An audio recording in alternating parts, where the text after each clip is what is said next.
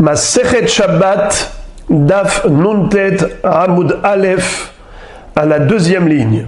Première ligne. Itmar Nami Amar Rabbi Yossi bar Bi Chanina, Ho'il Veraoui Lakisho al Gabe Heres. Rabbi Yohanan Amar, Ho'il Veraoui le Game Arbo Maim Latinok. Qu'est-ce que ça veut dire? On avait appris à propos de la cloche, une clochette qui était tméa, qui était au contact d'une source d'impureté et qui par conséquent est devenue tamé. En hébreu, ça s'appelle pahamon. Dans le lachon de la Mishnah, ça s'appelle zoug. Et le bâton qui se trouve à l'intérieur de la clochette s'appelle inbal. Alors, lorsqu'on a retiré le inbal du zoug, est-ce que ça s'appelle briser le kéli? Automatiquement, ça le rend pur ou pas? Car nous avons une règle. Un kéli qui était tamé, et on l'a cassé, il n'est plus apte à quoi que ce soit, alors la toum'a a disparu. Si on a séparé le bâton, le inbal, de la clochette, donc la cloche ne peut plus remplir sa fonction de clochette. Il n'y a plus de sonnerie possible, ne peut plus émettre des sons. Alors, est-ce que c'est considéré comme une brisure du kéli? Et donc la toum'a a disparu ou pas? Eh bien, on avait vu que la toum'a n'a pas disparu. Et la question, c'était de savoir pourquoi. Pourtant, on ne peut plus sonner avec cette cloche, puisqu'elle n'a plus de bâton. La réponse était double. Il y en avait une de Rabbi Yossi bar Bi Chanina et l'autre de Rabbi Yohanan. Alors relisons, deuxième ligne. Amar Rabbi Yossi bar Bi Chanina, Ho'il veraoui lehakisho al gabe heres. Étant donné que on peut prendre la cloche et taper sur de l'argile et ça va émettre des sons. Exactement comme s'il y avait un inbal à l'intérieur, un bâton. Et étant donné que la cloche elle-même, elle est toujours apte à la fonction de la sonnerie, d'émettre des sons, certes pas avec un inbal à l'intérieur, mais en l'utilisant, en tapant sur du heres, alors c'est considéré comme un kéli qui n'est pas totalement cassé. Il n'a pas perdu totalement sa fonction. Vous vous rappelez à propos d'une casserole ou un tonneau en argile. On avait dit que quand est-ce qu'il devient tahor? Que s'il est perforé, mais quelle est la dimension et la taille du trou? Il faut laisser passer une grenade, kemotzi rimon. Car si le trou est petit, alors c'est vrai qu'on ne peut plus mettre dedans des liquides, mais on peut mettre dedans des solides. On peut mettre des olives, on peut mettre même des noix, des grenades. Mais si c'est tellement gros comme trou, ou même les grenades y passent au travers de ce trou, alors ça y est, le kéli n'est plus apte à quoi que ce soit. Et par conséquent, on le jette. S'il est jetable parce qu'il n'a plus d'utilisation, alors en effet, il est tahor. La toum'a a disparu. Mais étant donné que la cloche, tu peux encore la faire fonctionner d'une autre manière, c'est comme un kéli qui a eu un trou, mais un petit trou. Ça n'a pas disqualifié totalement le kéli et il y a toujours une fonction possible. Par conséquent, la toum'a est toujours présente. Rabbi Yohanan donne une autre explication. Il dit, tu veux savoir pourquoi la cloche reste tamée? La raison est la suivante. Ho'il veraoui le game abo maim latinok. Car on pourrait donner à boire à un bébé avec cette cloche qui a une forme de verre. Puisque on peut l'utiliser d'une manière ou d'une autre, alors la toum'a n'a pas disparu. Ce qui veut dire que la différence entre Rabbi Yossi bar Bi Chanina et Rabbi Yohanan, c'est quoi? C'est que d'après Rabbi Yossi bar Bi Hanina, pour que la cloche conserve son statut de Tum'a, il faut qu'elle puisse être utilisable encore dans la même fonction initiale, d'origine. Si c'est une nouvelle utilisation, par exemple donner à boire à un bébé, ça ne donne pas à ce kéli, à cette cloche, le statut de cloche. C'était une cloche, ce n'était pas un verre. Tu vas t'en servir comme un verre, c'est une chose nouvelle. Donc il n'y a plus de Tum'a. Si la Tum'a reste en vigueur, c'est uniquement parce que cette cloche, elle remplit la fonction de cloche. Seulement pas avec un bâton à l'intérieur, mais en tapant sur de l'argile. Mais Rabbi Yochanan dit, même si la cloche ne pouvait pas remplir la fonction de cloche en tapant sur de l'argile, le simple fait qu'elle est encore utilisable d'une manière quelconque, à savoir de servir de verre pour donner à boire à un enfant, eh bien ça s'appelle un kéli. Ce n'est pas le kéli d'origine, mais c'est tout de même un kéli. Alors la Tum'a reste en vigueur. Voilà donc la mahloket entre eux. Et la Gemara va beaucoup s'étonner. Pourquoi? Car elle va démontrer que Rabbi Yochanan lui-même pense que un kéli qui était tamé, si jamais il a subi une transformation et il n'est plus le kéli qu'il était autrefois, il a été disqualifié par rapport à sa première utilisation. Maintenant, on peut l'utiliser que pour autre chose. On ne peut plus l'utiliser pour la fonction principale qui était celle de ce kéli initialement. Eh bien, la Tum'a a disparu. Comment ça se fait qu'ici, il dit que la clochette, elle est encore Tméa parce que on peut l'utiliser pour donner à boire à un enfant. D'accord, mais ça, c'est une autre utilisation. Ce n'est pas la fonction d'origine. Alors la Gemara demande, Rabbi Yochanan lo ba'e me'en melacha rishona. Est-ce vrai que Rabbi Yochanan n'a pas besoin que le kéli ait conservé sa fonction première pour garder son statut de tamé, de tum'a? Pourtant, et là maintenant Rabotaï, la démonstration sera très subtile, très complexe, et donc pendant 5 minutes, il va falloir se concentrer. Ve'atanya vechol hakeli asher yeshev alav yachol kafa se'a v'yashav aleha kafa tarka v'yashav aleha yehe tameh Talmud lomar asher yeshev alav mi shemiyuchad li'shiva yatsa ze sheomrim lo amod ve'na'aseh melachtenu.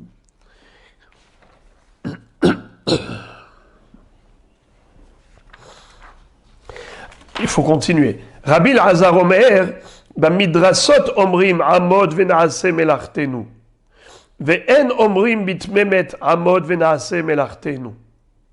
Ve'Rabbi Yochanan amar, af omer bitmemet amod ve'na'aseh melachtenu. Voilà la kushia. Pour comprendre cette question, on va prendre le temps d'expliquer les hâtes. D'abord, la Gemara fait mention d'une Tum'a qui s'appelle Tum'at Midras. Qu'est-ce que ça veut dire que Tum'at Midras? Doré, ça veut dire piétiner. La Tum'a du piétinement. De quoi s'agit-il? Vous savez qu'en général, lorsqu'on est tamé, un homme tamé touche un objet, alors l'objet va devenir Rishon Tum'a.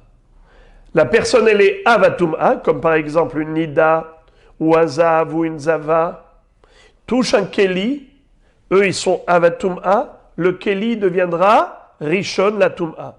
Car en général, la Tum'a, comment ça se passe? Elle va dans l'ordre décroissant. C'est comme ça que se déroule la contamination. Mais il y a une exception, incroyable. La Torah dit un chidouche à propos du Zav ou de la Zava. c'est lorsqu'ils piétinent, lorsqu'ils écrasent quelque chose, eh bien, ils vont le rendre tamé, pas d'une toum'a inférieure, comme on a dit, rishon la toum'a, mais ils vont rendre cet objet avatoum'a comme eux. Écoutez bien. La Torah parle de 3 cas de figure. Moshav, Mishkav, Merkav. Moshav, c'est-à-dire un siège. Là où on s'assoit, c'est-à-dire une chaise sur laquelle on s'assoit. Ça s'appelle Moshav. Merkav, c'est une Merkava, une calèche, ou également qui est faite pour s'asseoir dessus. Et Mishkav, c'est un lit qui est fait pour dormir dessus. Donc vous avez compris que le dénominateur commun de ces 3 éléments, Moshav, Mishkav et Merkav, c'est fait pour justement s'installer dessus, s'allonger dessus, s'asseoir dessus. Dans ce cas, si la personne, le zav qui était tamé, avait juste touché le lit ou la chaise ou le merkav, il aurait rendu tamé. Mais quel toum'a? Rishon la toum'a. Tandis que s'il s'est assis dessus, il s'est assis sur le moshav, le mishkav ou le merkav, dans ce cas-là, ils vont subir une toum'a de avatoum'a. C'est-à-dire qu'ils vont devenir eux-mêmes, le mishkav, le merkav ou le moshav, ils vont devenir avatoum'a. Et si jamais un homme touche ce moshav, mishkav ou merkav, il va devenir lui-même rishon la toum'a, pas seulement lui, même les habits qu'il y a sur lui. Ce qu'on appelle les tamé Adam, les tamé begadim chez Alav. Ça s'appelle toum'at midras. Midras, ça veut dire écraser, car avec son corps, le zav ou la zava, ils ont écrasé la chaise, le moshav. Ils ont écrasé le merkav ou le mishkav. Et lorsqu'ils sont dessus, assis dessus, eh bien le midras, l'objet écrasé, devient avatum'a. Pas rishon la toum'a, avatum'a. Et d'une toum'a hamoura à tel point que si un homme touchait ces objets, eh bien, il deviendrait rishon la toum'a lui, plus les vêtements qu'il y a sur lui. Les tamé Adam, les tamé begadim chez Alav. Voilà déjà une introduction. Deuxième introduction, c'est que cette toum'a de midras, elle est conditionnée par un principe. Lequel? Quand est-ce qu'un homme peut rendre le mishkav ou le moshav tamé midras, le rendre avatum'a et pas seulement rishon la toum'a? C'est uniquement si c'est un keli qui est prédestiné à cette fonction de s'asseoir dessus ou de s'allonger dessus ou de monter dessus. Si c'est un keli autre, par exemple, si je prends un tonneau c'est fait pour mettre dedans du vin. Moi, qu'est-ce que j'ai fait? J'ai pris le tonneau, je l'ai renversé et je me suis assis dessus comme un tabouret. Est-ce que ce tonneau va devenir avatum'a comme tout midras? Réponse non, car il n'est pas fait pour s'asseoir dessus. D'ailleurs, si le propriétaire du tonneau arrive et lui dit « Eh, bouge d'ici, car je veux mettre dedans mon vin », il est tout à fait à même de le lui dire. Si c'était une chaise qui est faite pour s'asseoir dessus, il ne va pas lui dire « Bouge d'ici », parce que la chaise c'est fait pour s'asseoir. Mais s'il s'est assis sur un tonneau qui n'est pas fait initialement pour s'asseoir dessus, il a fait occasionnellement, alors ce tonneau ne peut pas être considéré midras hazav. Il n'aura pas la toum'a de avatum'a, mais uniquement de rishon la toum'a. Toum'a classique, comme lorsqu'on touche. Un tamé, il touche, par le contact, il contamine, mais ça descend d'un niveau, ça va à un niveau inférieur, un degré de toum'a, juste de rishon la toum'a. Il ne sera pas avatum'a. De quel passouk on apprend cette notion? que pour que la Tum'at Midras ait lieu, il faut que ce soit un dafka, un siège, ou un lit, ou un merkav, comme j'ai expliqué, qui est prédestiné à cette utilisation, de s'asseoir dessus. D'où on l'apprend? On l'apprend du Passouk, qui parle du Zav, et qui dit comme ça. Vechol akeli, excusez-moi, je lis ce qui est écrit avant. Vous n'avez pas sous les yeux. Kol amishkav, asher ishkav alav hazav itma. Vechol akeli, asher yeshev alav itma. Pourquoi la Torah a conjugué le verbe yoshev au futur? Au futur, au lieu de dire asher yashav au passé, pourquoi elle dit vechol akeli asher yeshev alav? Kol amishkav asher yishkav alav. Au futur, ça veut dire que c'est un keli qui est fait pour s'asseoir dessus régulièrement, pour s'allonger dessus régulièrement. Et donc, c'est pas seulement que je me suis assis ici occasionnellement, je vais encore m'asseoir, car personne ne peut me lever d'ici, étant donné que la chaise, c'est fait pour s'asseoir. Le lit, c'est fait pour s'allonger dessus. Personne ne peut me dire « Amod venaase melartenu ». D'ailleurs, c'est pour cela que la Braïta nous dit « Yachol kafa se'a veyashav aleha kafa targa veyashav aleha yehetame »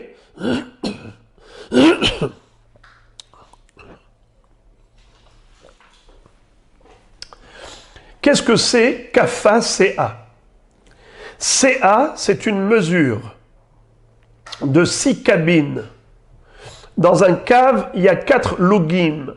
Dans un log, il y a 6 betsim. Si vous faites le calcul, ça fait que dans un CA, on a le volume de 144 E. Peu importe. À l'époque, on avait des verres-mesures. On mesurait. Alors, on avait le verre-mesure qui faisait un tarkav et un verre-mesure qui faisait le double, CA. CA, on a dit que c'est combien de kabim? 6 kabim. La moitié, ça s'appelle tarkav. 3 cabines. D'ailleurs, le mot tarkav, c'est la contraction de 2 mots. Tre, vekav. Tre, vekav. Tre, c'est 2. Vekav, c'est 1, ça fait 3 caves. 3 caves, c'est la moitié de 6 cabines. 6 cabines, c'est l'équivalent d'une CA. Alors, on avait des kelim pour mesurer. Ces kelim qui étaient faits spécialement pour mesurer des volumes. Un keli d'une CA, un keli d'un tarkav. Maintenant, qu'est-ce qu'a fait le bonhomme? Il n'a pas trouvé de tabouret. Il a pris ce keli, il l'a renversé. Kafa CA, il s'est assis dessus. Ou bien Kafa Tarkav, il s'est assis dessus. Il s'avère que ce monsieur, c'était un Zav. Que deviendra ce Keli? Il deviendra Avatum'a, comme Tum'at Midras, comme un Moshav? Réponse non. Il deviendra uniquement Rishon la Tum'a. Velama, pour quelle raison? La raison est très simple. Étant donné que ce n'est pas fait pour s'asseoir dessus. Ce n'est pas fait pour être un moshav. Étant donné que ce n'est pas fait pour être un moshav, voilà la raison pour laquelle ce sera que Rishon à Tum'a, mais pas Avatum'a, comme Tum'at Midras. Comme dit la Braïta, Talmud Lomar Asher Yeshev Alav, Mishemeyuhad li yeshiva, Yatzaze, Sheomrim lo, Amod venaase melartenu. Uniquement un keli qui est destiné, réservé à la yeshiva, à l'installation dessus, mais pas un keli qui a été utilisé occasionnellement. Et on peut dire à cet homme, eh oh, lève-toi d'ici, Amod, venaase melartenu. On a envie de travailler avec notre keli. On doit mesurer des choses avec la CA. Et donc, si on lui dit Amod, ça veut dire qu'il n'est pas fait pour les Chol Asher Yeshev. Il n'est pas fait pour la yeshiva. Par conséquent, il n'a pas de Tum'at Midras. Très bien. On a compris cette introduction par rapport aux Zav.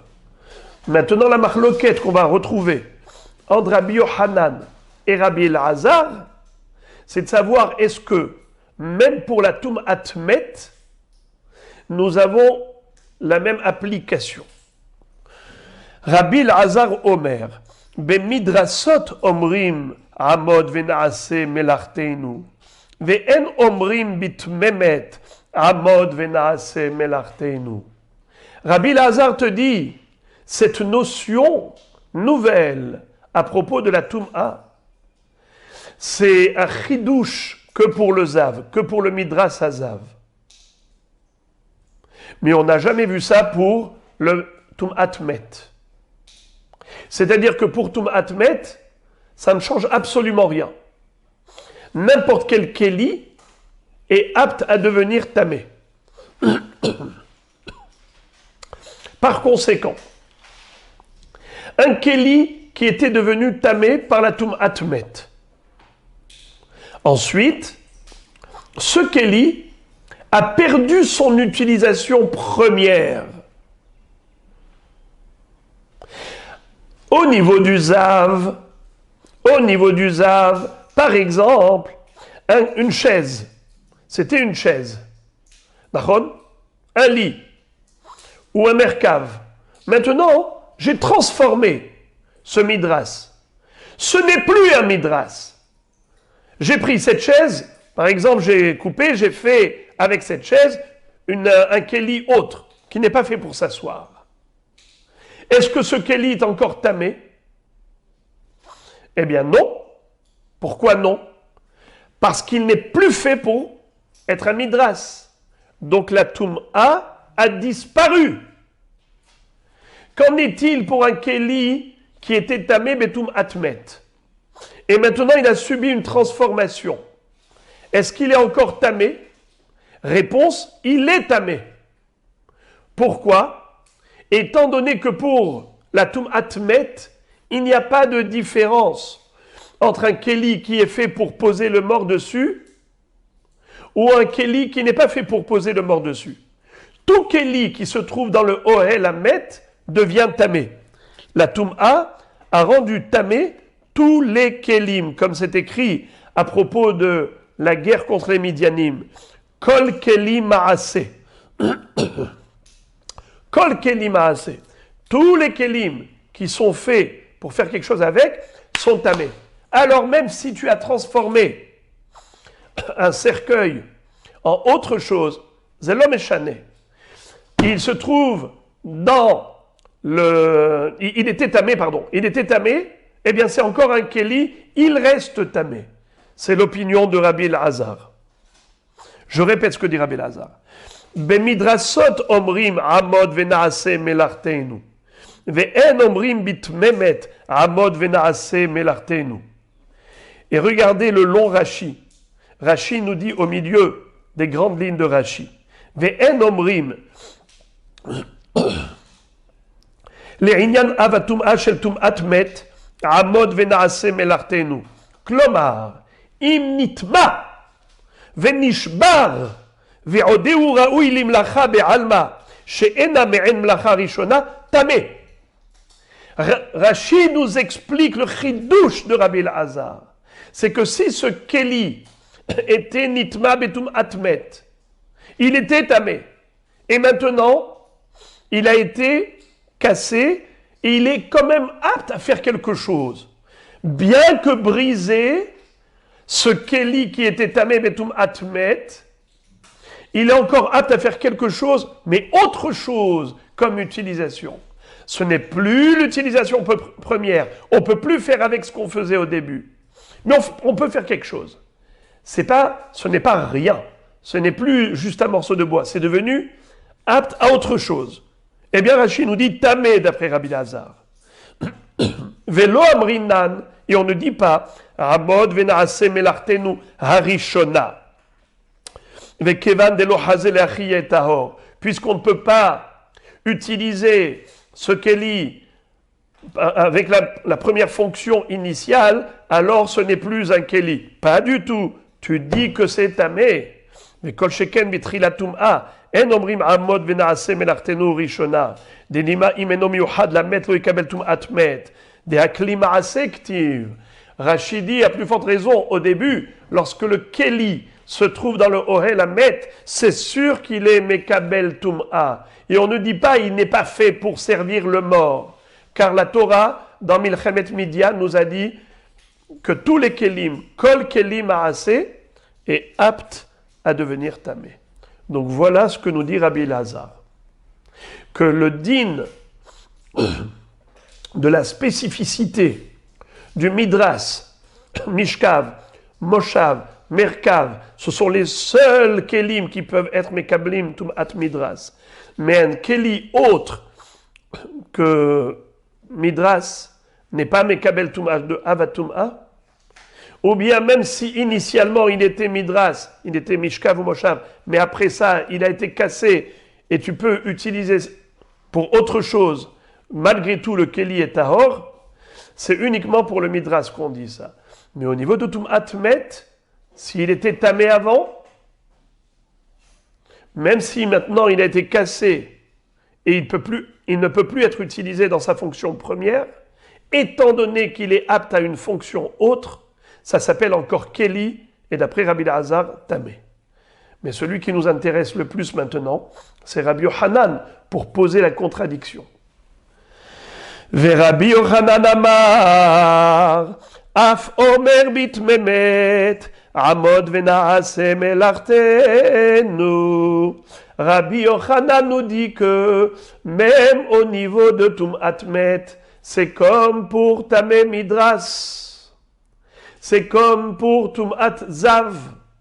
C'est-à-dire que si le Keli était tamé au début, et ensuite il a été brisé, et il ne peut plus servir pour l'utilisation première, bien qu'il ait une autre fonction, la Tum'a a disparu.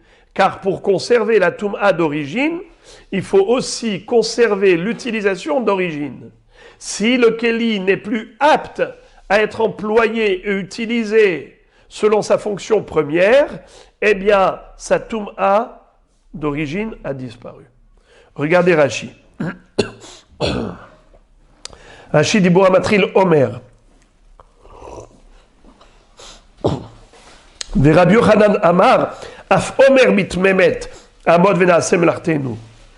Rashi explique. De ilo avid me'en melacha rishona tahor. Si le Keli qui était tamé betum atmet n'est plus apte à la première utilisation, à la première fonction, eh bien ça y est, le Keli est tahor. Ve'al korhar, lo itmar de Rabbi Yochanan, et là les inyan, shenishbar ou les taharo, que des prishit. Ça veut dire que Rabbi Yochanan, s'il a dit ça, c'est par rapport à la purification d'un Keli qui était tamé et qui maintenant a été disqualifié par rapport à sa première utilisation parce qu'il a été cassé. Eh bien, s'il n'est pas apte à sa première utilisation, la Tum'a a disparu. Alors maintenant, vous avez compris la contradiction. Voici la contradiction. Rabbi Yochanan nous a dit à propos de la cloche qui était initialement tamé, qui était tméa au début, et maintenant on lui a arraché le bâton. Elle ne peut plus remplir la fonction de cloche pour sonner. Et Rabbi Yochanan va dire, malgré tout, elle reste tamée. Pourquoi elle reste tamée? Elle reste tamée parce que tu peux donner à boire de l'eau à un enfant avec la cloche, car la cloche peut servir de verre. La Gemara dit quoi? Elle peut servir de verre, mais le verre, c'est déjà une autre utilisation que la cloche. La cloche, c'est pas fait pour boire dedans, la cloche, c'est fait pour sonner. Maintenant qu'on a arraché le bâton, tu peux plus sonner avec. Alors qu'est-ce que tu me dis? Tu peux donner à boire de l'eau avec un enfant. Et alors? C'est déjà une autre utilisation. Donc, il aurait dû dire que la cloche, elle est tehora. Pourquoi il a dit tméa à cause de cela? Grande contradiction. Écoutez la réponse. Comme il n'y en a pas, la Gemara dit qu'il faut inverser les noms. Ipur kamaïta.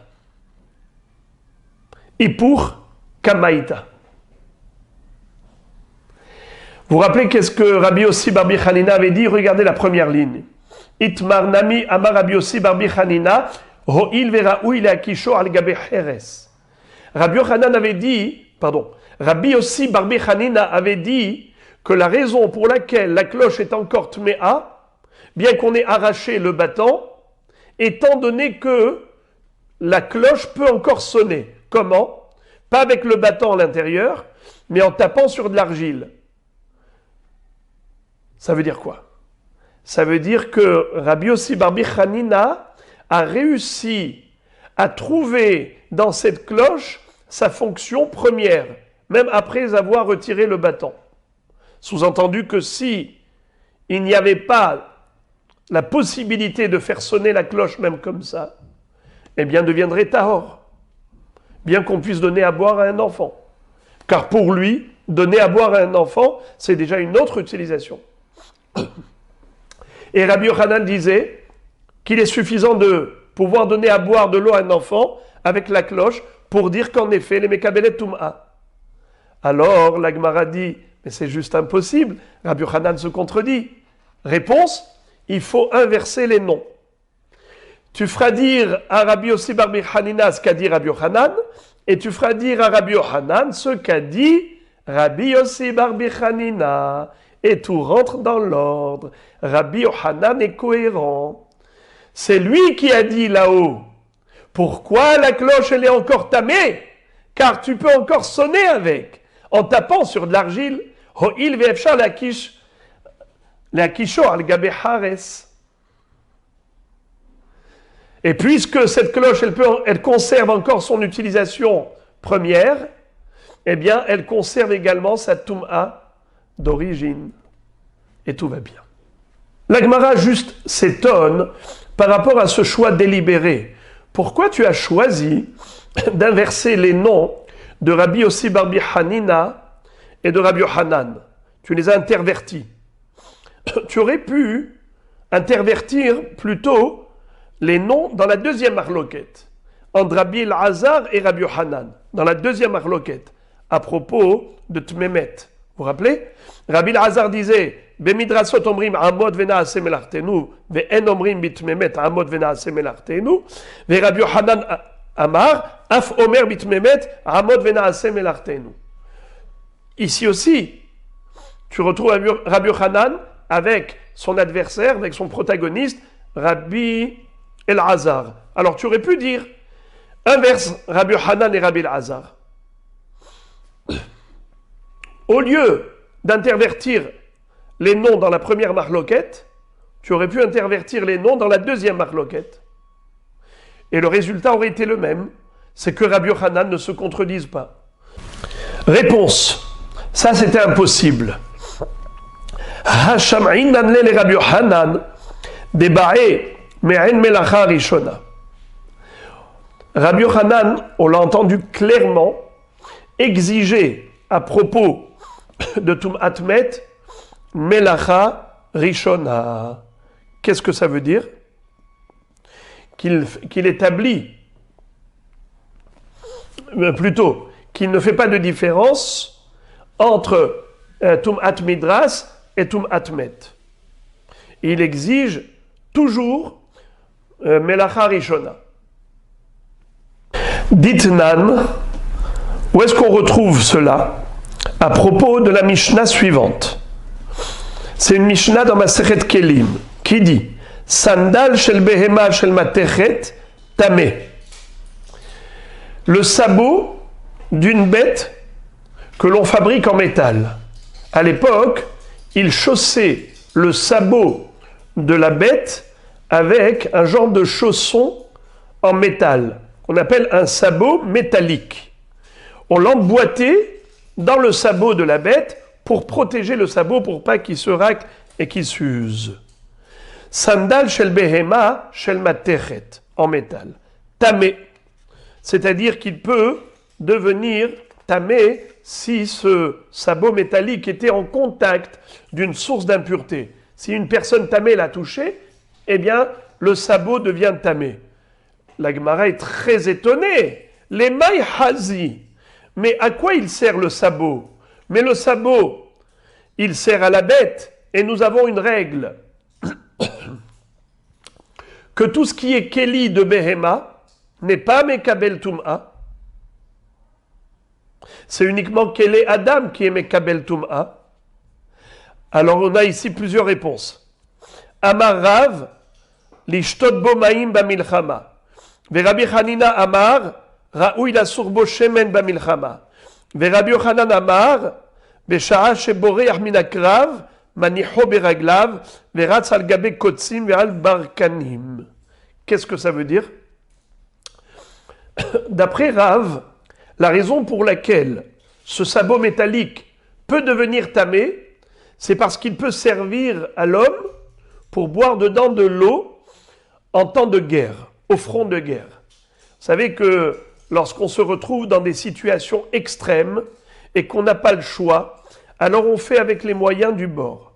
Par exemple, un soldat au front de guerre, il a très soif, il a trouvé un puits où boire de l'eau, mais la seule chose qu'il a pour puiser de l'eau, c'est le sabot métallique de la bête. Eh bien, il va s'en servir, il va puiser de l'eau, il va boire, il n'a pas le choix. Étant donné que le fabricant de ce sabot métallique y a pensé, c'est-à-dire que, évidemment, la raison principale pour laquelle il fabrique ce keli, c'est pour l'animal, mais il pense aussi à cette éventualité. C'est la raison pour laquelle il y a dans ce keli une dimension de keli Adam et pas uniquement keli Behema. C'est pour ça que ça peut être Mekabel Tum'a. Tandis que Rabbi Hanina va dire non, l'homme ne pense pas à boire avec, mais par contre il pense à l'utiliser pour mettre dedans de l'huile pour se badigeonner au front de guerre. C'est-à-dire qu'un soldat qui a besoin de se rafraîchir, qui a besoin de se retaper pour retrouver de l'énergie, il prend de l'huile et il se frictionne avec. Mais où est-ce qu'il met l'huile? Eh bien dans un récipient. Il n'a pas de récipient. Il mettra dans le petit sabot de la bête.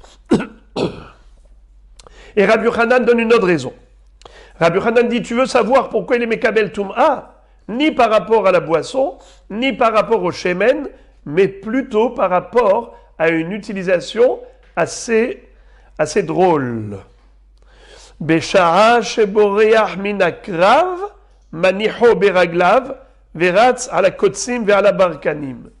Lorsque le soldat se trouve au front de guerre et il doit prendre la fuite, et maintenant il est pieds nus. Imaginez-vous, maintenant il est pieds nus. Que faire? Il doit prendre la fuite. Comment il va piétiner des ronces et des épines? Il faut bien qu'il se protège les pieds. Vous savez ce qu'il va faire? Il va retirer le sabot métallique à sa bête et il va se le mettre à lui pour pouvoir écraser les épines et les ronces sans se faire mal aux pieds. Pourquoi Rabbi Yochanan est parti chercher tellement loin cette utilisation tellement drôle? C'est que il n'avait pas le choix. Car pour dire que le keli, le sabot, puisse être Mekabel Tum'a, il ne faut pas qu'il ait changé de sa fonction d'origine. Quand le forgeron a fabriqué ce sabot métallique, c'était pour chausser l'animal. Si tu veux qu'il soit Mekabel Tum'a par rapport à l'homme, il faut qu'il puisse chausser l'homme. Keli Adam, mais par rapport à la même utilisation que pour la Behema. Si tu as changé totalement d'utilisation, comme par exemple pour boire ou te frictionner avec de l'huile, eh bien ça, ce n'est pas du tout dans le cadre de l'utilisation initiale de ce sabot. C'était fait pour chausser, ce n'était pas fait pour ni boire ni se frictionner. Voilà la raison pour laquelle on était obligé de dire que pour Rabbi Yochanan, la règle de Amod Venaase Melartenu est applicable non seulement aux Av, mais même aux Tmemet et même aux autres Tumot. La Gemara demande Maï ben Rav le Rabbi Hanina. Quelle est la différence entre Rav et Rabbi Hanina? Pourquoi? Plutôt, concrètement, où est-ce qu'on verra une différence entre la raison de Rav qui a dit boire en temps de guerre dans le sabot, ou la raison qu'a donnée Rabbi Hanina, à savoir se frictionner en temps de guerre en mettant de l'huile dans le sabot. Quelle est la différence entre eux concrètement? Eh bien, mais maïs. Ça veut dire quoi maïs? Maous en hébreu. Si le sabot est écœurant, qu'il y a dedans de la crasse, des saletés, eh bien, boire, il ne pourra pas boire dedans, même au front de guerre. Par contre, mettre de l'huile pour se oindre, ça, il peut encore. Voilà la différence concrètement entre les deux. Et la Gemara dit Ben Rabbi Yohanan le Rabbi Hanina, Ika ben Yehudi Yakir. C'est-à-dire, selon Rabbi Hanina, même si le sabot est yakir, il est très lourd, eh bien, il peut mettre dedans de l'huile pour se frictionner. Mais il ne pourra pas l'utiliser comme chaussure. Comme avait dit Rabbi Yochanan, pour fuir le front de guerre, le soldat pourrait l'utiliser. Eh bien, ce ne sera pas possible. Pourquoi? Parce que pour fuir, il faut avoir des chaussures légères. Or, s'il va mettre des sabots métalliques qui pèsent très très lourd, il va se faire attraper par l'ennemi. Et or, lui, maintenant, il veut s'enfuir sans se blesser. Alors, si c'était un sabot très lourd, il ne pourra pas servir pour l'utilisation dont a parlé Rabbi Yochanan. Donc, en effet, ce sera tahor.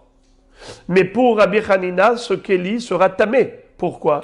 Car il peut toujours être employé et utilisé pour se frictionner en mettant de l'huile dedans. Voilà concrètement la différence qu'il y aura entre Rav et Rabbi Hanina, entre Rabbi Hanina et Rabbi Yochanan. Voilà, Moraï et Rabotai, on a terminé l'étude d'un sujet qui était complexe, et maintenant, Be'ezrat Hashem, on peut y aller plus rapidement. Velo be'ir shel zahav. On a appris dans la Mishnah qu'en général, tout ce qui est tarchit, tout ce qui est bijoux, minatora, il n'y a aucun problème que la femme sorte avec à l'extérieur dans le Reshut Harabim, puisque ça fait partie intégrante de ce qu'elle porte, de son corps, j'allais dire. Comme les vêtements, c'est considéré comme une partie intégrante de notre corps, c'est pas considéré comme porter un objet, un corps étranger, puisque ça sert le corps. Pareil, pour s'embellir avec des bijoux, c'est considéré également comme faisant partie de soi, comme les lunettes, comme la canne du boiteux. Tout cela, c'est pas considéré comme un massoï, comme le port d'un corps étranger. Alors pourquoi les Hachamim ont interdit aux femmes de sortir avec des bijoux pendant Shabbat? C'est pour la raison, qu'on avait déjà vue, de peur que sa copine va lui faire des compliments pour ses bijoux. Elle va lui dire « Montre-moi s'il te plaît, ça a l'air très beau ». Elle va le retirer et lui montrer. Et après, quand elle va lui rendre, elle oubliera de le remettre immédiatement avant de marcher. Elle risquerait de marcher avec son bijou dans la main, Arba Amod Birshut Harabim, ce qui est évidemment une interdiction formelle. C'est une transgression de la Melacha de Hotza'a.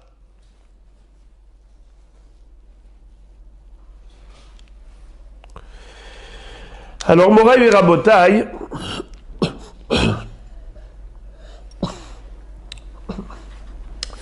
lorsque la Mishnah avait énuméré toutes sortes de bijoux, elle a parlé de Ir Shel Zahav. Maï Be'ir Shel Zahav. La Gemara demande c'est quoi une ville en or? Rabba Bar Hanam Rabbi Yochanan, Yerushalayim de Dahava. C'est une plaque métallique où Yerushalayim est sculpté, gravé dessus. Alors il y a une marloquette entre Rashi et Tosfot. D'après Rashi, c'est comme une broche que la femme accrochait sur son vêtement. Ce que Rashi appelle noshka. Mais regardez le dernier Tosfot de la page ici d'Afnun Tet, à Hamoud Aleph. Regardez les 3 dernières lignes. Velo be'ir shel zahav. Omer Rabbeinu Tam, de lav hainu noshka ke de piresh bekontras. Lui, Rabbeinu Tam n'est pas d'accord avec Rashi par rapport à la traduction qu'il a donnée à Ir shel zahav. Pourquoi? Deha amrinan beperik batra de sota, may atarot kalot, Ir shel zahav, mashma de asui ke'en atara. Tosfot disent que de la Gemara dans Sota, où nous voyons que les Chachamim avaient interdit aux kalotes ou aux khatanim de porter des couronnes d'or, comme dit là-bas la Gemara dans Maseret Sota, atarot kalot, les diadèmes des jeunes mariés, des kalotes. Et la Gemara expliquait c'est Ir shel zahav. Donc ça veut dire que c'est un diadème qui est fait comme une couronne. Alors, c'est pas comme dit Rashi que c'est une broche qu'on accroche sur le vêtement. Au contraire, c'est une couronne sur laquelle était dessiné Yerushalayim, Shel Zahav. Pourquoi ça s'appelle Shel Zahav? Parce que c'était sur une couronne en or. Ah, tu vas me dire, alors dans ce cas-là, c'est sûr que la femme, elle n'a pas le droit de sortir avec. Parce que pas seulement Shabbat, c'est assourd, même en semaine. Puisque les Chachamim, après la destruction du temple, ont dit assourd de trop s'embellir. Alors, Tosfot répondent Omer Rabbeinu Tam, Dedaf kale hatanim vekalot gazru, velo lishar bene Adam. Rabbeinu Tam dit que cette interdiction de nos maîtres, après la destruction du temple, n'a eu lieu que par rapport aux hatanim et kalot. Parce qu'en effet, ils sont au summum de la joie. Comme il est écrit, Imeshkacher Yerushalayim, Tishkach Yemini, Tidbak Leshoni Lechikim Lo Ezkerechi, Imlo Aalet Yerushalayim, Al Rosh Simchati. Donc ça c'est Rosh Simchati, c'est pour Hatan Vekala, pour eux et la Simcha. Mais des gens normaux, en temps normal, en semaine, la femme aurait le droit de sortir avec un diadème de Yerushalayim Shel Zahav.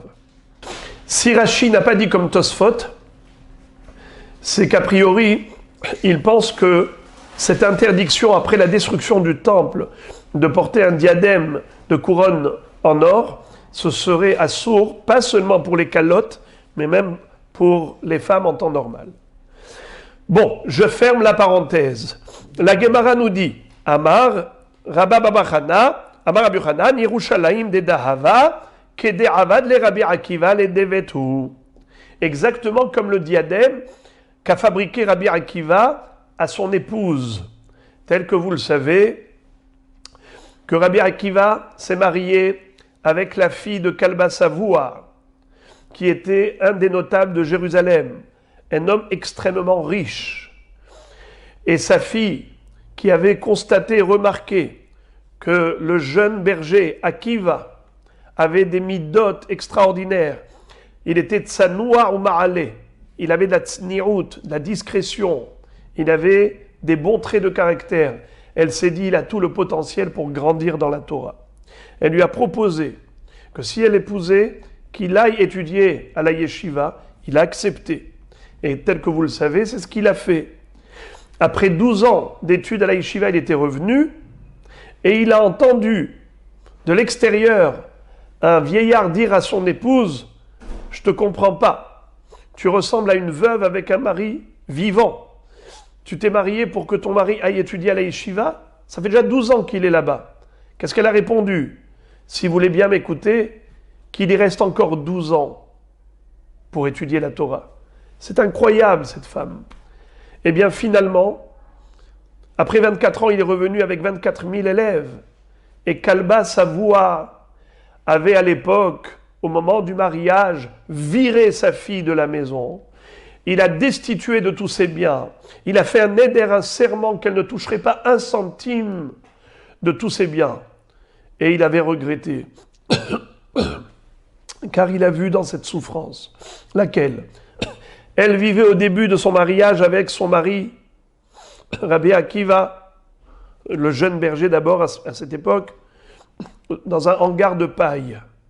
Et la paille s'était entremêlée dans ses cheveux.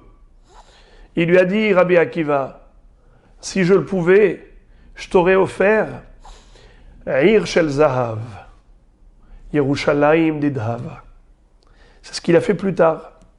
En effet, après 24 ans, quand il est revenu, et que Kalba Savoie est sorti à sa rencontre, avec tous les grands de Jérusalem, pour accueillir le plus grand Rosh Yeshiva du monde, il va lui dire, Rabbi, j'ai un gros problème, un gros souci.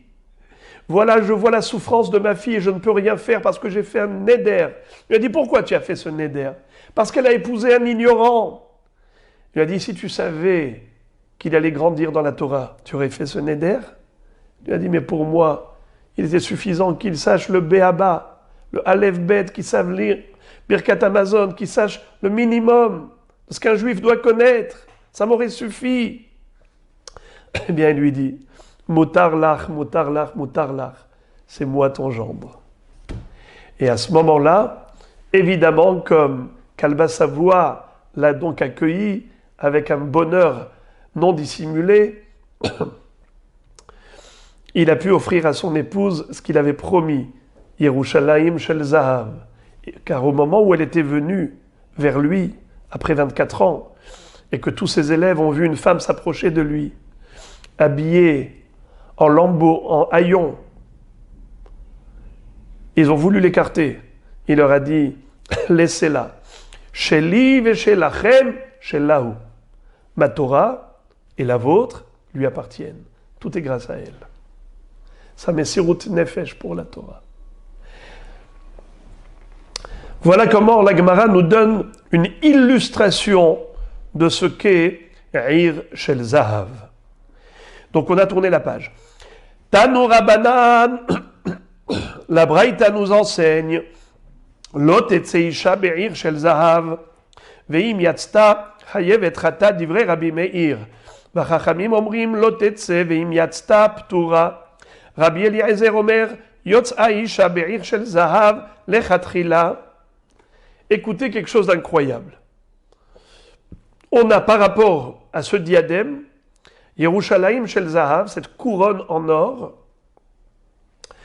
on a 3 chitotes dans la Braïta. Dans la Mishnah, on nous a cité une seule chita, mais dans la Braïta, on en retrouve 3 opinions. Rabbi Meir, Rabbi Eliezer et Chachamim. Alors, que pense Rabbi Meir? Incroyable, il dit qu'une femme qui sortirait Shabbat avec Yerushalayim Shel Zahav, Ir Shel Zahav, Chayevet Ratat, elle a commis une infraction d'ordre thoraïque. Chayevet Ratat. Si, d'après Chachamim, non, c'est pas un sourd minatora, c'est un sourd que midérabanan. Et d'après Rabbi Eliezer, il n'y a aucun issour. Ni minatora, ni midérabanan. Et la Gemara cherche à comprendre quelle est la raison de ces 3 opinions. Bemaï kamefalge. La Gemara explique. Rabbi Meir savar masoyhu. Rabbi Meir, qu'est-ce qu'il pense? Il dit, cette couronne, c'est un corps étranger qu'elle transporte. Ça veut dire quoi ça? Mais c'est un bijou. Ça veut dire quoi ça, un corps étranger? Comme si elle portait un fardeau. Alors, le Tosfot Arosh explique qu'en réalité, cette femme-là ne porte pas la couronne, le diadème en or pour se faire belle. C'est surtout pour montrer son aristocratie, c'est-à-dire le fait qu'elle est bourgeoise et qu'elle appartient à la haute société. Alors symboliquement, elle met quelque chose qui va servir de référence pour dire voilà à quelle société j'appartiens. C'est à cette classe, le rang social auquel elle appartient, eh bien elle le montre et elle l'exprime en portant ce diadème qui est symbolique. Donc pour Rabbi Meir, ce n'est pas pour s'embellir. Si ce n'est pas pour s'embellir, eh bien, c'est pas un tarchit. ce n'est pas un beged, ce n'est pas un tarchit, alors c'est stam masoy. C'est comme si elle portait quelque chose sur sa tête. Eh bien, chayevet ratat. Verabanan savre tarchitu. Rabanan disent non, elle le porte pour s'embellir, donc c'est un bijou. Le seul problème, c'est que Midé Rabanan, Gzera, Dilma, Shalfa ou Mehavia, Veatia et Atouye. De peur qu'elle retire pour montrer à sa copine combien cette couronne, ce diadème est merveilleux, eh bien, elle risque ensuite de le transporter à Arba Amod Birshut Arabim. De peur que, alors Hachamim ont interdit. Mais ce n'est pas son Minatora. Vers Rabbi Eliezer Savar, et Rabbi Eliezer qui a dit que c'est totalement permis, il n'y a aucun issour, ni toraïque, ni rabbinique. Pourtant, il le sait très bien que tous les bijoux, Hachamim ont interdit à la femme de peur qu'elle les transporte dans la rue quand elle va montrer à sa copine. Réponse. Man darka lemifak be'ir shel zahav, isha hashuva, ve'isha hashuva, lo meshalfa ou mehavia. Il dit, qui est-ce qui a l'habitude de sortir avec un tel diadème, une couronne en or de Yerushalayim Shel Zahav? C'est pas n'importe qui.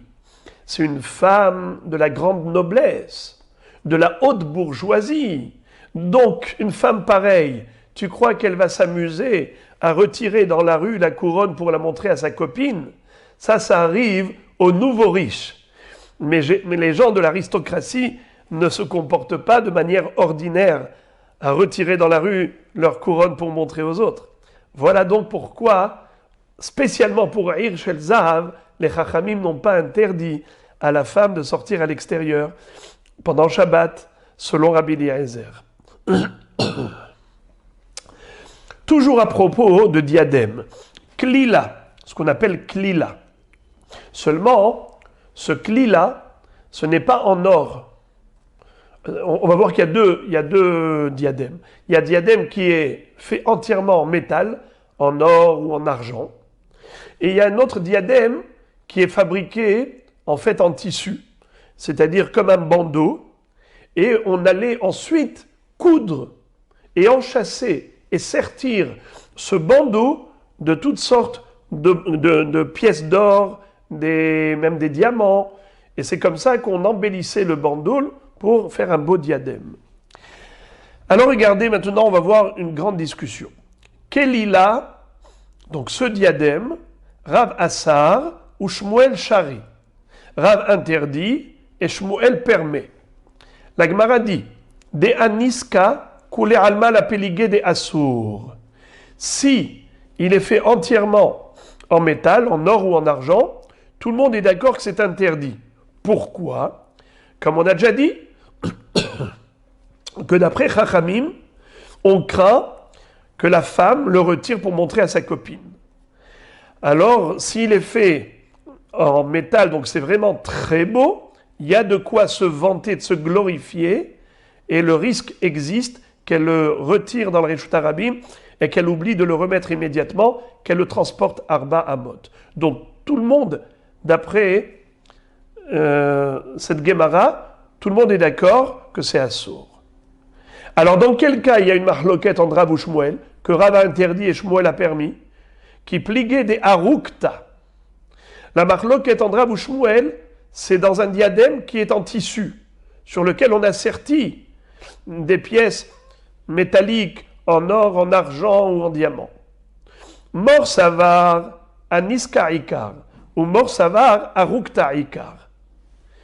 Rav qui interdit, il pense que le principal, c'est ces pièces métalliques. Donc la femme serait tentée de les retirer pour montrer à sa copine combien c'est beau. Et après, elle pourrait transporter dans la rue. Mais Shmuel dit permis. Pourquoi? Parce qu'il dit, le principal dans ce diadème, c'est le tissu, c'est le bandeau. Les pièces métalliques qu'on a rajoutées, c'est juste pour enjoliver, mais ce n'est pas le ikar. Puisque le ikar, c'est le tissu, elle n'a pas de quoi se glorifier. C'est un diadème en tissu. Et de ce fait, il n'y a pas de risque qu'elle le retire pour montrer la beauté de ce diadème à sa copine. Le Tosfot Rid, Rabbeinu Ishaya d'Eterani. Le Tosfot Rid est très étonné. Il dit, je ne comprends pas cette explication de la Gemara. Est-ce que c'est le Aniska Ikar, le métal, ou est-ce que c'est le Harukta Ikar, c'est-à-dire l'essentiel, principal, c'est le bandeau en tissu. Mais qu'est-ce que ça change? Si c'est beau, eh bien c'est beau. Que ce soit en tissu ou en métal, le risque de montrer à sa copine, il existe toujours. Donc, qu'est-ce que ça veut dire Ikar? C'est quoi le principal? On n'est pas en train de parler ici de halachot, de brachot. Est-ce que le Ikar c'est le riz ou le Ikar c'est les petits pois? Mais on ne devrait pas parler de cela. Est-ce que c'est beau ou pas beau? Peut-être qu'on pourrait répondre à ce que vient de demander Tosfot Rid, que justement c'est cela la marloquette. La marloquette, elle n'est pas, est-ce que foncièrement, fondamentalement, c'est quoi le Ikar? Est-ce que c'est le tissu ou les pièces précieuses que l'on met dessus? La kavana, elle est plutôt au niveau de la psychologie, pas dans la réalité, dans la psychologie d'une femme. Est-ce que quand le support est ordinaire et qu'il y a des enjoliveurs qui sont précieux, psychologiquement, la femme, est-ce qu'elle se sent le courage de se vanter avec ou pas? Alors, d'après Rav, il dit oui. Après tout, c'est beau. Et donc, elle se focalise sur ces pièces qui rendent joli le bandeau, le diadème, et par conséquent, elle aura tendance à le montrer dans le Reshut Harabim. Voilà pourquoi il faut interdire. Tandis que d'après Shmuel, psychologiquement, le fait que le support, c'est que du tissu, alors déjà, on le sait que la femme ne va pas se glorifier. Et de ce fait, il n'y a aucun risque qu'elle n'aille le montrer.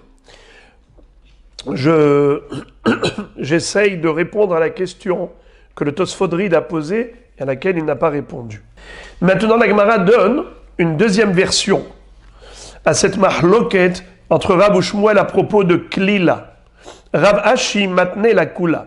Rav Ashi va nous présenter cette mahloket, mais en descendant d'un cran. Il va plutôt être tolérant, la kula. Comment? Il va dire de harukta, de kule alma la peligé de shari. Si le diadème est fait principalement avec du tissu, qu'on a ensuite serti de pièces précieuses, alors en effet, tout le monde est d'accord que c'est permis, car elle n'a aucun intérêt à se glorifier, puisque c'est juste un morceau de tissu. Qui pliguait de Aniska. Si marloquette entre Rav et Shmuel il y a, c'est à propos d'un diadème en métal. Mor savar dinma shalfa ou mehavia ve'atele atouye.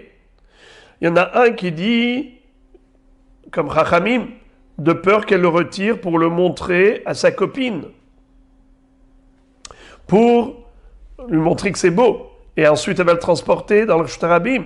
Mor savar. Mandarka lemipag beklila, isha hashuva, ve isha hashuva, lo shalfa ou mechavia.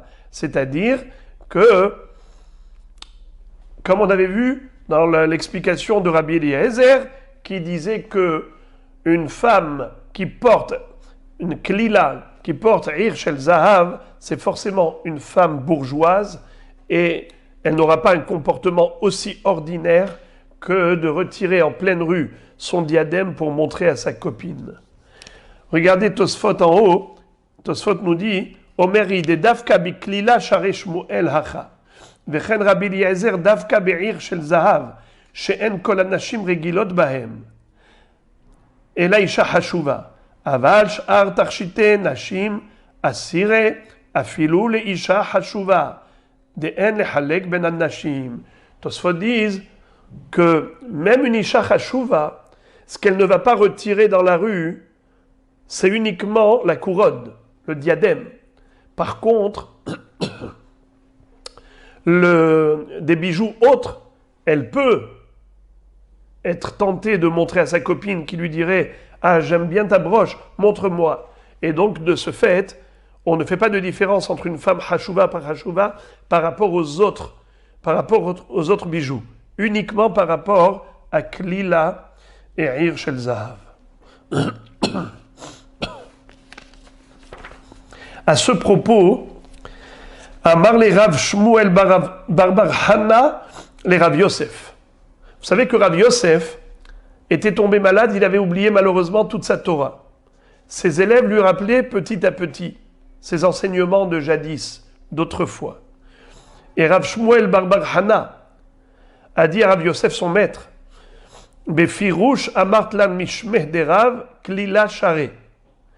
À l'époque, tu nous avais enseigné, au nom de Rav, qu'il est permis pour une femme de sortir avec une Kelila pendant Shabbat, avec un diadème. Donc, forcément, de quoi on parle? De quel diadème s'agit-il? De Harukta, d'après la deuxième version. Puisque, d'après la première version, Rav a été catégorique, il a tout interdit. Aussi bien de Aniska en métal, comme Harukta en tissu. Les deux diadèmes sont interdits d'après la première version. Mais d'après la première version, tout le monde est d'accord que pour Harukta, permis. Un diadème en tissu, c'est permis, parce qu'elle n'a pas de quoi se glorifier. S'il y a lieu d'interdire d'après Rav, c'est que dans Aniska. Donc Rav a interdit Aniska, et il a autorisé Harukta. Donc en effet, Rav Yosef soutenait laquelle des deux versions? La deuxième, puisqu'il avait dit à ses élèves au nom de Rav que Klila Shari, le diadème est permis pour une femme pendant Shabbat.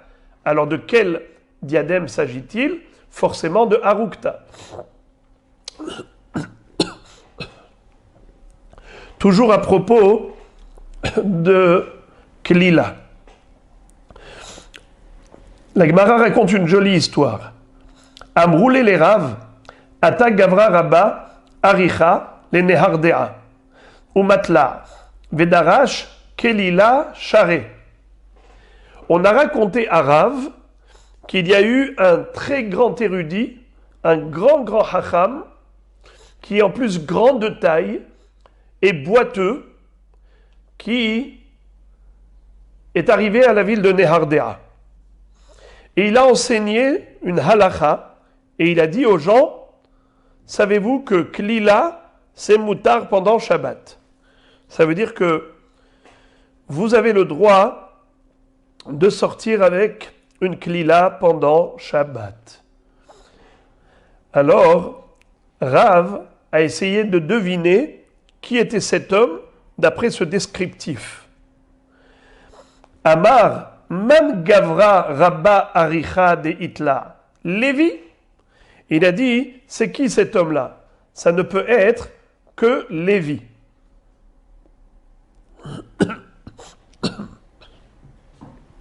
Lévi, c'était un élève de Rabbeinu Akadosh.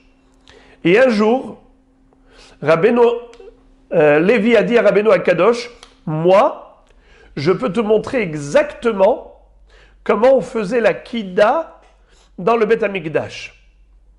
Et il a fait comme ça devant lui, comme des pompes. Et sur ses doigts, il s'est tenu. Et à ce moment-là, il a eu la hanche qui s'est disloquée. Et il est devenu boiteux pour la vie. Et la Gemara, là-bas, dans Masechet Souka, elle explique pour quelle raison Lévi a été puni. Lévi avait fait quelque chose et Akadosh Baruch Hu lui en a tenu rigueur. Et quand il avait fait cela, eh bien, il est devenu boiteux. Et Rav, qui était aussi un élève de Rabbeinu Akadosh, se souvenait de lui. Il a dit, je me souviens d'un grand homme, hacham, grand de taille et boiteux, c'était Lévi. Donc c'est sûr que c'est de lui qu'il s'agit. Et Rav, il va faire une déduction. Il va dire, qu'est-ce qu'il fait Lévi en Babylonie? Mais Lévi, il était en Eretz Israël. Pourquoi il est venu ici? J'ai compris pourquoi. Certainement parce que le Rosh Yeshiva là-bas est décédé et sa Chavruta, à lui, est devenu Rosh Yeshiva. On s'explique. Regardez cela. Shma mina, nah nafshe de Rabbi Afes, veyativ Rabbi Hanina beresha, velo havale inish le levi le mitav gabe, vekaate le hacha. Qu'est-ce que ça veut dire? Regardez tout le montage que va imaginer Rav. Il va dire, si Lévi a quitté Eretz Israël et il est venu ici, je suis sûr qu'il a perdu sa chavruta. C'est qui? C'était Rabbi Hanina bar Hama. Et pourquoi il a perdu sa chavruta? Parce que Rabbi Hanina bar Hama est devenu Rosh Yeshiva. Et pourquoi Rabbi Hanina bar Hama est devenu Rosh Yeshiva? Parce que certainement Rabbi Afes, qui était le Rosh Yeshiva à l'origine, est décédé, et ils ont nommé Rabbi Hanina bar Hama comme Rosh Yeshiva à sa place. Donc Lévi, qui étudiait en Chavruta avec Rabbi Hanina, n'avait plus de Chavruta. Il est donc venu ici en Babylonie. Et pourquoi Lévi étudiait en Chavruta avec Rabbi Hanina? Parce qu'au moment de sa mort, Rabbeinu Akadosh, quand il est niftar, il a ordonné un testament.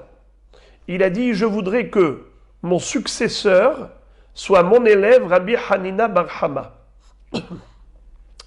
Je vous avais déjà raconté une fois une histoire par rapport à lui, qui le considérait comme un ange.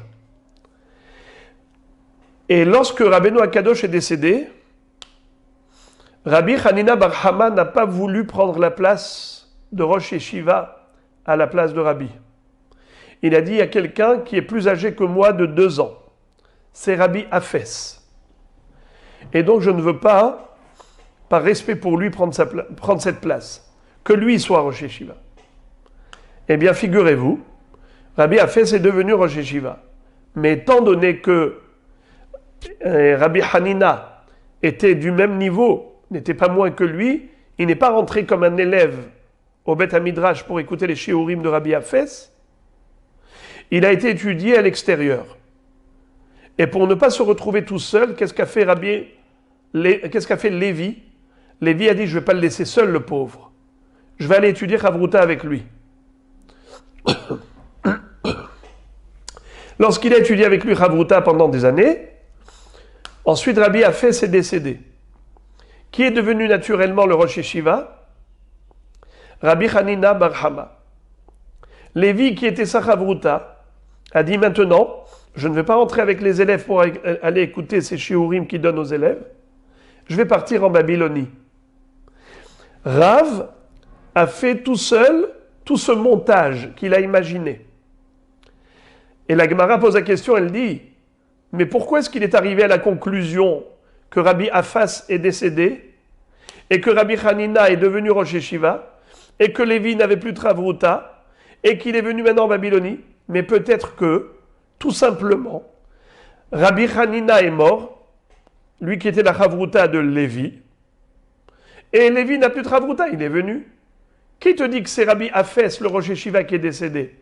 Peut-être qu'au contraire, Rabbi Hanina, qui était la Chavruta de Lévi, c'est lui qui est décédé. Regardez comment la Gemara pose la question. Vedilma nahnafshe de Rabbi Hanina. Rabbi Afes qui est des kae. Peut-être que Rabbi Hanina est mort et Rabbi Afes il est resté à sa place comme Rosh Yeshiva. Velo avale inish le Lévi le metav gabe, et personne ne pouvait faire Chavruta avec Lévi. Mais kaate lehacha, par rapport à la solitude, il est venu ici. Vetu. Alors excusez-moi. La Gemara de répondre. Imita de Rabbi Hanina shachiv. Lévi, les Rabbi Afes mikaf avakaifle. Si c'était le contraire, c'est-à-dire Rabbi Hanina qui était décédé, Lévi n'aurait pas eu besoin de venir en Babylonie. Il serait rentré dans le shiur de Rabbi Afes. Parce que Rabbi Afes était plus âgé. Comme il était plus âgé, c'est sûr qu'il serait rentré écouter son shiur. Il n'aurait pas eu besoin de venir ici en Babylonie. Donc si il est venu, c'est parce que il ne voulait pas rentrer au shiur de Rabbi Hanina, mais il serait rentré au shiur de Rabbi Afes. Donc c'est sûr que c'est Rabbi Afes qui est niftar et Rabbi Hanina est devenu Rosh Yeshiva. Deuxième raison pourquoi Rav était sûr que c'est Rabbi Hafez qui est décédé et pas Rabbi Hanina. Pourquoi? Vetu de Rabbi Hanina l'osagi de l'omalir. Car Rabbi Hanina, c'est pas possible qu'il ne devienne pas Meler, c'est-à-dire Rosh Yeshiva. Pourquoi? Dechi avakanai hanafshe de Rabbi, car lorsque Rabbeinu Akadosh était en train de quitter ce monde, il a ordonné le testament, il a dit Amar, Hanina bar Bichama, Yativ Berosh, que Hanina, fils de Rabbi Chama, soit le Rosh Yeshiva. Puisque c'est sorti de la bouche de Rabbeinu Akadosh, c'est sûr que ça va se réaliser. Comme dit le pasuk dans Tehilim, Uktiv Behu Betzadikim, Vetigzar Omer, Veyakom Lach. Dès que tu décrètes quelque chose, ça va se réaliser. Donc si Rabbeinu Akadosh l'avait dit, et il a souhaité que ça se passe ainsi, c'est sûr que ça va se passer. Donc, à mon avis, c'est Rabbi Hafez qui est décédé et Rabbi Hanina qui a pris sa place comme le souhaitait Rabbeinu Akadosh, et donc Lévi s'est retrouvé tout seul. Voilà pourquoi il est venu à Nehardea. Et la Gemara donc revient à ce propos. Darash Lévi ben Nehardea kelila shari. Lorsque Lévi avait fait cette dracha dans la ville de Nehardea, qu'une femme a le droit de sortir pendant Shabbat avec le diadème, Nafak Esrim ve'arba'a kelile mikula Nehardea. Il y a eu ce Shabbat 24 femmes qui sont sorties avec leur diadème dans toute la ville de Nehardea. Il y a eu une histoire similaire dans une autre ville, plutôt dans la ville de Machosa. Darash Rabba Baravua be Machosa. Kelila Share. Klila, c'est permis. Une femme a le droit de sortir Shabbat avec un diadème. Venafku tamne sare klile me hadam evoa. Il y a eu 18 femmes qui sont sorties rien que d'un seul mavoy avec un diadème. C'est pour dire, premièrement, que si ils ont fait une action sur la base de l'enseignement du Rav, sous-entendu que ce n'était pas juste de la théorie, c'était réellement une halakha à mettre en pratique, sans équivoque. Deuxièmement, on voit ici que les habitants de la ville de Machosa étaient beaucoup plus riches que les habitants de Nehardea. Car dans toute la ville de Nehardea, il n'y a eu que 24 femmes. Alors qu'à Machosa, rien que d'un mavoy, rien que d'un quartier, déjà, il y a eu 18 femmes. Et c'est connu que les gens de Machosa étaient très riches. Alors les amis, on va s'arrêter là. Et Be'ezrat Hashem, demain on continue.